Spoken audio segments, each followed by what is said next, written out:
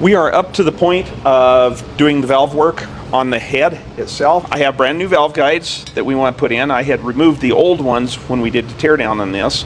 Valve guide like this. On these particular engines, the retainer goes on like so. Let me get some keepers out here. A lot of times you hear us talking about putting positive valve stem seals on, and we probably could do that with a little extra work on this, but these were designed so you put an O-ring around the stem here, then you put the keepers in, and that retainer pulls up against there, and that O-ring down in there will seal the oil so it has to shed off the top. It can't run straight down the stem. With that being said, the top of this valve guide is very important that we do not damage the shape of that, because that is also part of what helps shed the oil off to the side instead of straight down the guide.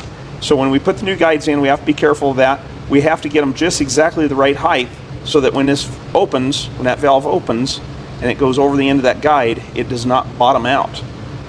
We could have a catastrophic failure if that was the case. So anyway, I started looking at this. I thought, oh, that's going to be easy to put these valve guides in. I can just go over to the press and press those in place. And now I got looking a little closer.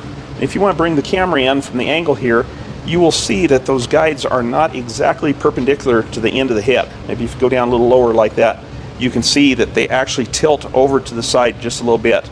So if I was to try to press those in, I would have to fix myself up some shims or something to be able to make the head tilted so that when the press came down, it was pressing directly on that guide, because going in an angle like that, I'm just going to destroy it. So I think what I'm going to do is set this up over on the guide machine, and I'll loop things up, and I'm actually going to start these in from the bottom side here and just use my air driver on there. The bottom side of the guide here, I don't want to mess it up, but if I did leave a little burr or something on there, it's not going to cause us any problems like it would if I did that to the top side. So let's get the head mounted up over here.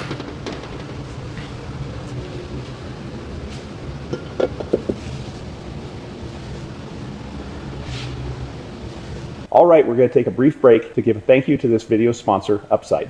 The free Upside app gets you cash back on daily essentials like gas, groceries, and dining. Whenever we're wrapping up an antique engine project like this, we find ourselves running back and forth to town to tie up all the loose ends, like the new oil line we had to have made for this engine that you'll see toward the end of this video.